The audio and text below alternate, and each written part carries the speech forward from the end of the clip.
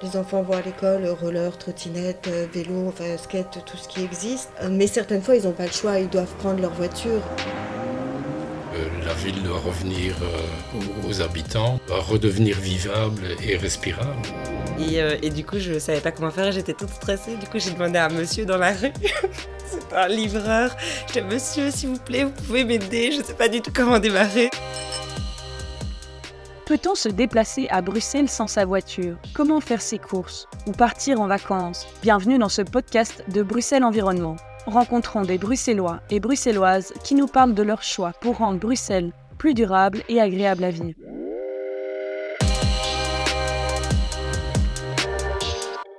Dans cet épisode, Fabrice, Claire et Camille nous racontent leurs aventures dans un nouveau monde sans leur voiture.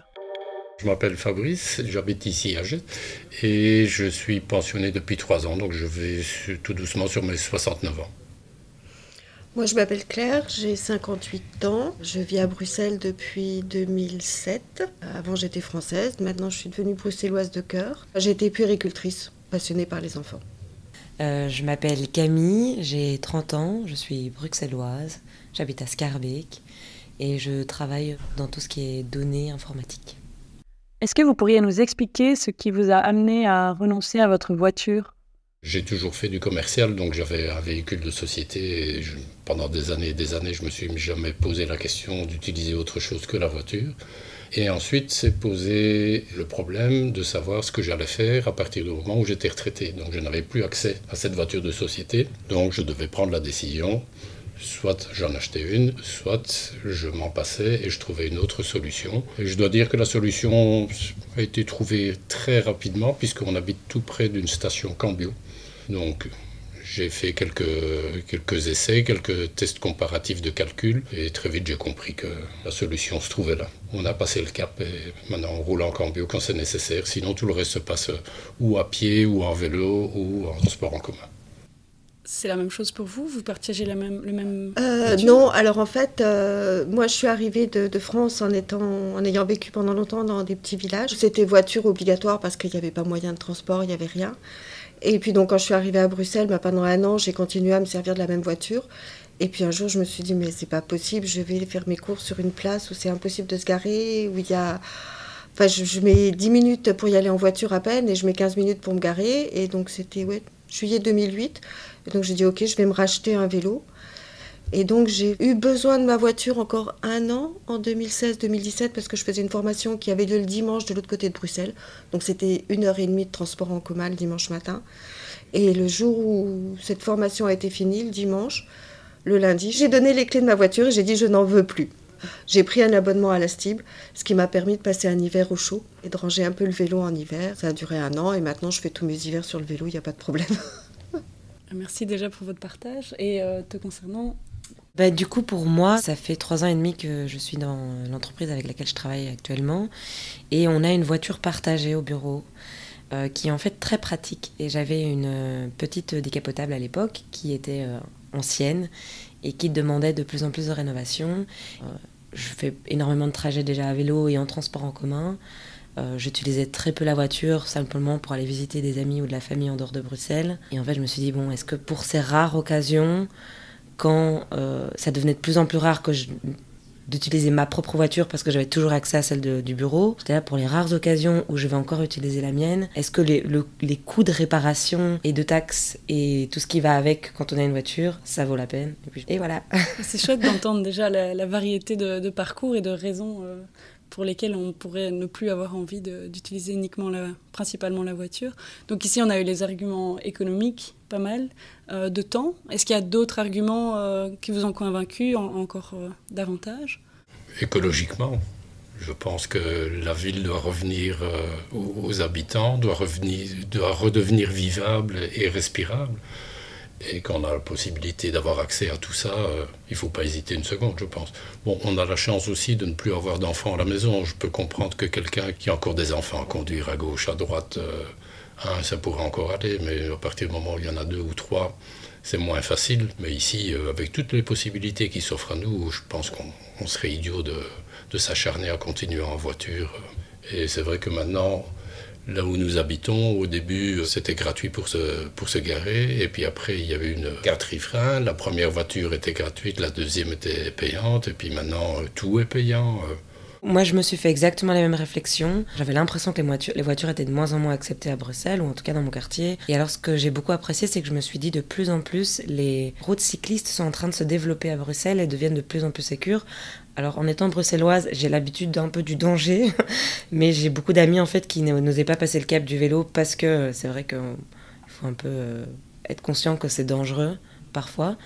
Mais chez moi, dans mon quartier, il y a eu plein de rénovations et ça a été très agréable pour en tout cas tout ce qui était vélo, quoi. Et ça m'a un peu aidé en me disant, en tout cas les choses se mettent en place, autant que je mette aussi mon pied à l'édifice à éliminer une voiture en plus.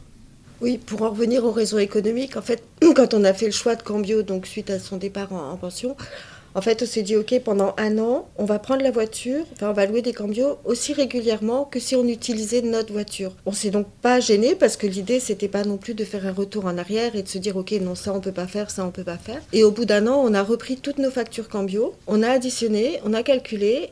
Et ça nous revenait moins cher de toute façon que si on avait eu une voiture en coût propre à assumer. Donc c'était vraiment une année de test en disant OK. Et puis après, partant de là, on a aussi repensé notre manière de bouger. Voilà, en se disant on va faire des courses dans une grande surface à l'extérieur de Bruxelles.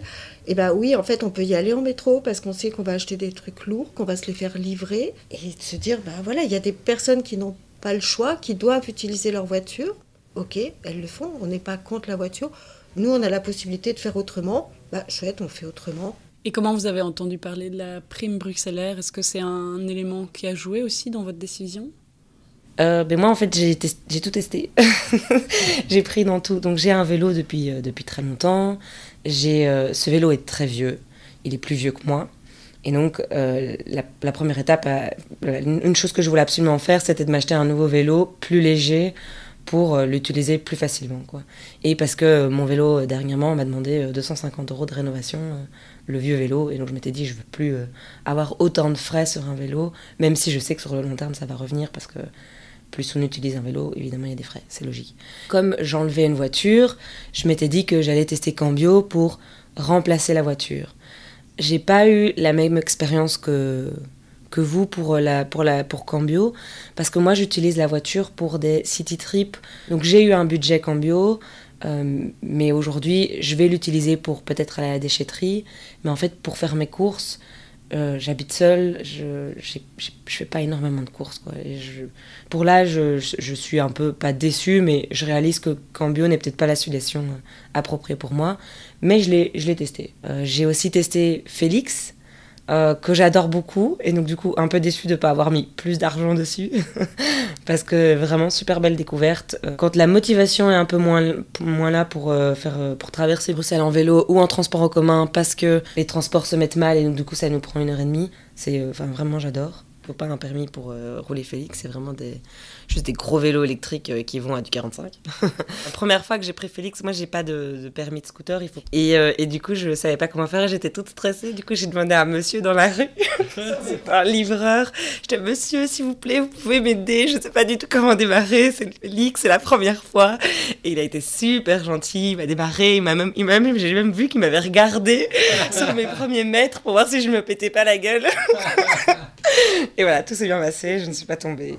De manière plus générale, qu'est-ce que ça a changé dans votre qualité de vie ? Par exemple, éventuellement le stress que ça peut avoir de gérer une voiture ou juste le nouveau mode de transport que vous allez utiliser ? Je n'ai plus le stress de savoir qu'elle reste dehors, qu'on risque de me casser quelque chose ou peu importe.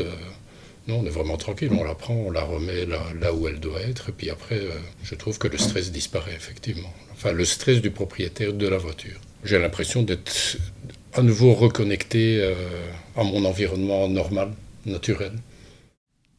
Est-ce que vous avez envie d'intervenir aussi sur cette question de qualité de vie et de quotidien ?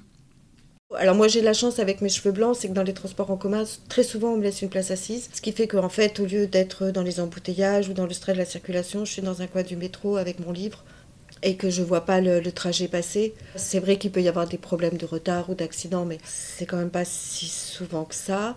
On a déjà fait pas mal le tour de beaucoup de questions. Je voudrais vous demander un petit peu d'imaginer qu'est-ce que vous diriez à quelqu'un pour essayer de le motiver à justement renoncer à sa voiture. Par exemple, quelqu'un de votre entourage qui hésite. Pour moi, le premier élément, c'est la qualité de vie, et pour nous et pour les autres. On ne peut plus continuer comme ça. Surtout dans les grandes villes, on a tellement de possibilités différentes dont on vient d'en parler maintenant, de pouvoir se déplacer.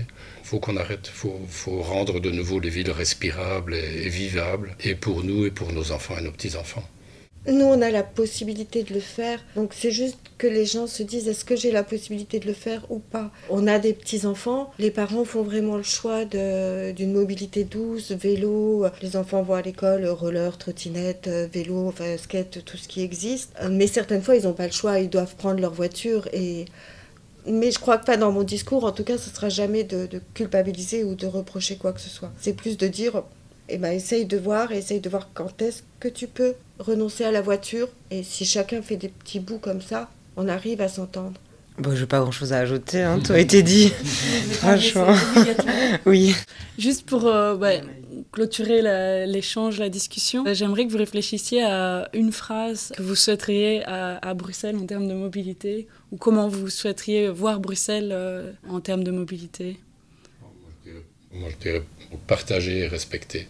Que chacun puisse trouver son bonheur. S'il y en a qui sont absolument voiture, qu'ils puissent le faire, tout en laissant les autres pouvoir profiter. Parce que c'est vrai, circuler à Bruxelles, c'est la jungle, il faut se battre. C'est le danger permanent. C'est parfois assez stressant. C'est pour ça que je préfère en tout cas aller à pied plutôt qu'en vélo. Mais si chacun pouvait trouver aller facilement sa voie et respecter les autres, je pense que c'est la base de toute la vie, à tous les niveaux. Oui, moi c'est exactement le terme que je reprendrai, c'est l'avenir pour Bruxelles. Enfin, la mobilité à Bruxelles, c'est basé sur le respect. Et si on respecte, d'abord dans les comportements, effectivement, entre cyclistes, automobilistes, piétons, chauffeurs de bus, livreurs, tout se passe bien, s'il y a ce respect-là. Et puis savoir respecter les besoins de l'autre et ne pas porter de jugement. C'est vrai que certaines fois, ça peut paraître énorme que quelqu'un qui fasse moins de 5 km prenne sa voiture, mais peut-être qu'il y a une condition derrière, peut-être qu'il y a donc ne pas porter de jugement. Et oui, partager et respecter et se dire que l'espace public est pour tout le monde, la qualité de l'air est pour tout le monde, les transports en commun sont pour tout le monde et l'espace est pour tout le monde et doit être réparti entre tout le monde. Oui, j'aime beaucoup Bruxelles partagée. Je trouve que c'est chouette. Bruxelles accueil, partage, c'est sympa. Et j'aime beaucoup cette optique de se dire qu'on a tous droit à choisir chacun son moyen de transport et que c'est accessible à chacun, quoi.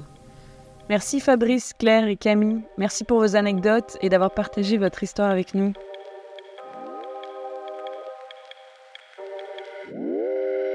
Vous venez d'écouter un podcast de Bruxelles Environnement sur la mobilité à Bruxelles. Plus d'infos sur la prime bruxellaire? Visitez notre site primebruxellaire.brussels. Pour rester au courant des actualités environnementales à Bruxelles et de nos futurs podcasts, inscrivez-vous à notre newsletter sur environnement.brussels.